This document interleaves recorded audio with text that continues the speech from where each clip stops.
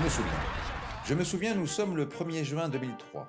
Sur la route nationale qui mène à l'hippodrome de Chantilly, je pense à tous ces champions qui ont marqué l'histoire du prix du Jockey Club depuis sa création en 1836.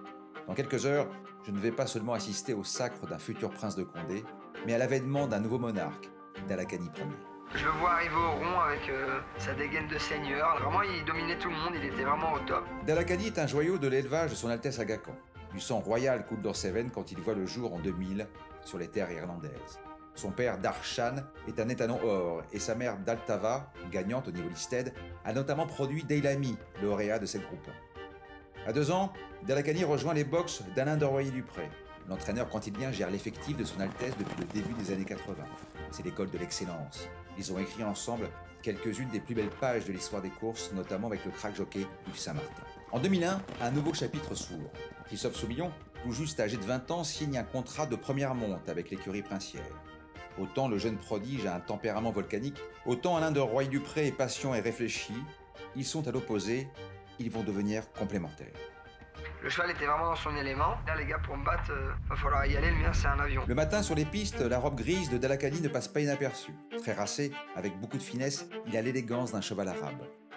À l'entraînement, Christophe Soumillon découvre un poulain sensible, avec beaucoup de sang. Quand il lui demande d'accélérer, Dalakani galope avec une légèreté qui lui permet de déployer des foulées d'une grande amplitude. Mais pour Alain de Royer-Dupré, la prudence est mère de sûreté. Dalakani doit confirmer l'après-midi aux courses les dispositions exceptionnelles qu'il montre le matin. Il débute en compétition le 29 août 2002 sur l'hippodrome de Deauville. Cette course doit lui servir de leçon. L'objectif est atteint. Dalakani s'impose avec autorité et fait naître de grands espoirs pour la suite de sa carrière. 3 semaines plus tard, il est aligné au départ d'un groupe 3, le Prix des Chênes à Longchamp. Un nouveau succès qui lui ouvre les portes d'une participation dans le Critérium international au début du mois de novembre.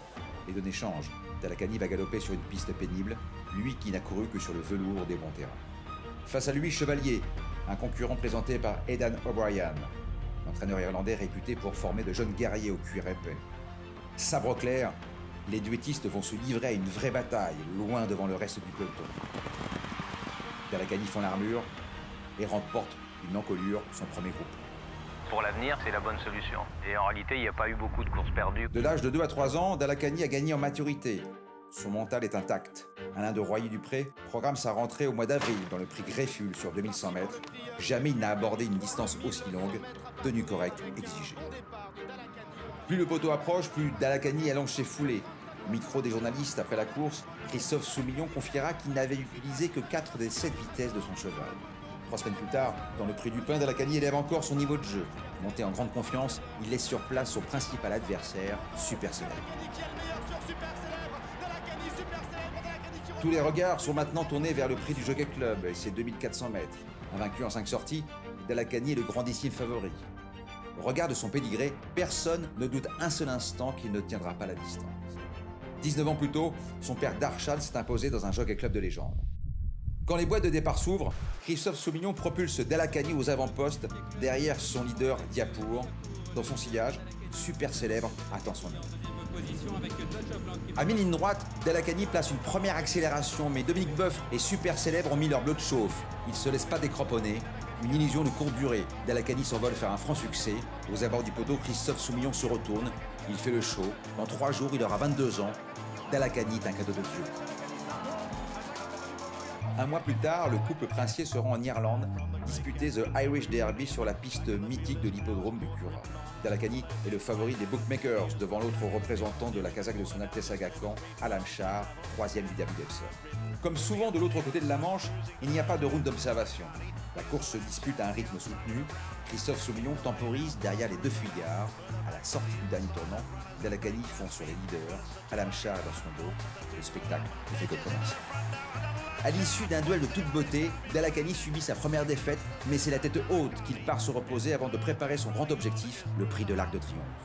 Parler de symbiose entre un cheval et un jockey, je pense que ça a été le cas avec Dalakani. Dalakani effectue sa rentrée à Longchamp dans le prix Niel, le tremplin idéal avant l'arc. Seulement monté au bras, il gagne sans puiser dans ses réserves. Dans 3 semaines, il sera sur tous les tickets. L'Arc de Triomphe n'est pas une course comme les autres. Le rond de présentation est en ébullition, les caméras se pressent autour du clan de Dalakani. Il faut jouer des coudes pour monter dans les tribunes et apercevoir Alain de Royer-Dupré dans la loge de son Altesse Aga Khan, surveiller avec ses jumelles l'entrée de son champion dans la stade 14, le numéro le plus en dehors.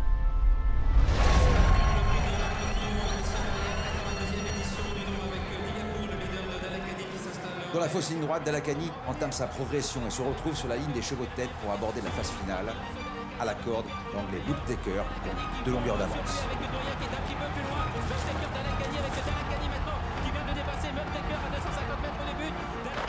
La puissance de l'accélération de Dalakani est extraordinaire. Moukteker abdique, Christophe Soumillon est sur le toit du monde. Il exulte au micro des journalistes et harangue la foule pour applaudir son avion de chasse.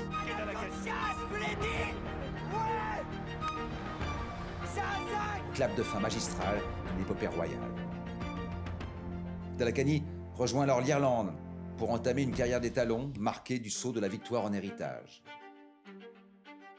Retiré aujourd'hui dans le Calvados, ne soyez pas étonnés si vous le croisez dans les vertes prairies du Haradouilly. Sa robe est devenue toute blanche, la couleur du sacré.